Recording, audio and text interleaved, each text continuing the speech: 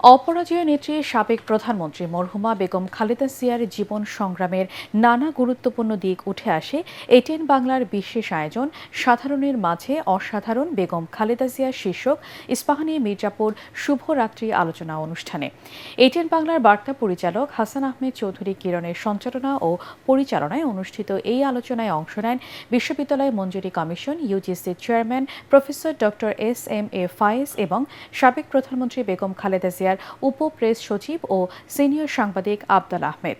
বিস্তারিত জেমস হামিমের রিপোর্টে।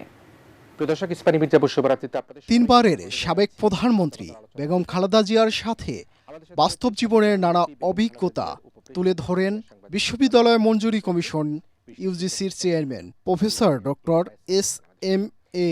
ফায়েজ এবং সাবেক প্রধানমন্ত্রী বেগম খালেদা জিয়ার উপপ্রেস সচিব সিনিয়র সাংবাদিক আব্দুল আহমেদ। বেগম খালেদা জিয়ার যে স্মরণসভা ছিল অনুষ্ঠানে ডক্টর এস.এম.এ. ফায়েজ বলেন, সরকারি চাকরিতে নিয়োগের ক্ষেত্রে কোঠা এবং মেধাকে কেন্দ্র করে 2024 সালের জুলাই আন্দোলনে আওয়ামী সরকারের পতন হলেও বেগম খালেদা জিয়া 1993 সালেই মেধার প্রতি গুরুত্ব দিয়েছিলেন। নারীদের ক্ষেত্রে যদি আসি, ঢাকা ইউনিভার্সিটিতে উনি যখন আসলেন তখন I was the vice chancellor again that time. তা আমি ভাবলাম যে আমার কাছে ছাত্র শিক্ষকদের জন্য কিছু একটা চাওয়া উচিত। মেয়েদের ক্রাইসিস ছিল থাকার জায়গার সবসময় এখনো প্রকট থাকার সমস্যা। তো সেটা যখন বলা হলো, উনি সাথে সাথেই রেলওয়ের যে জায়গাটা ছিল, যেটা সিটি কর্পোরেশনের দখলে ছিল, ওই জায়গাটা উনি সাথে সাথে ডিক্লেয়ার করলেন যে এইটাই একটা হল হবে মেয়েদের, যেটা এখন বেগম সুফিয়া কামাল হল বলা হয়। সাংবাদিক আব্দুল আহমেদ তার আলোচনায় ব্যক্তি খালেদা জিয়ার উদারতার, নেতৃত্বের সত্য ও ন্যায়ের নানা গুরুত্বপূর্ণ দিক আলোচনা করেন। বেগম খালেদা জিয়া তাকে বলছেন যে আপনি কি আপনার সিদ্ধান্তে সেদিন আমাকে গ্রেপ্তার করেছিলেন? বলেন, না ম্যাডাম, সরকারি সিদ্ধান্তে সরকার আমাকে নির্দেশ দিয়েছিল।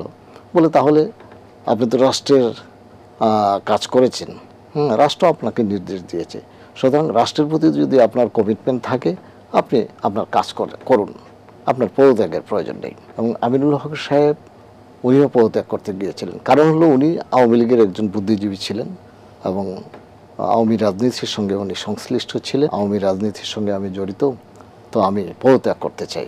বলে, কেন পদত্যাগ করবেন আপনি? আপনি কি রাষ্ট্রের প্রতি দায়বদ্ধ না?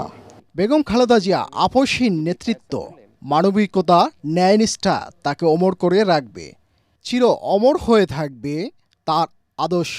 বেগম খালেদা জিয়া, যেটা আমরা বলছিলাম যে সাধারণের মাঝে অসাধারণ বেগম জিয়া, তিনি বিএনপি চেয়ারপারসন নয়, তিনি সারা দেশের মানুষের মমতাময়ী নেত্রী হিসাবে তিনি তার শেষ মুহূর্তগুলোও কিন্তু তিনি মানুষের জন্য, দেশের জন্য, সমগ্র জাতির জন্য তিনি বিসর্জন দিবার অঙ্গীকার করেছিলেন। প্রতিহিংসা রাজনীতি তিনি করেননি।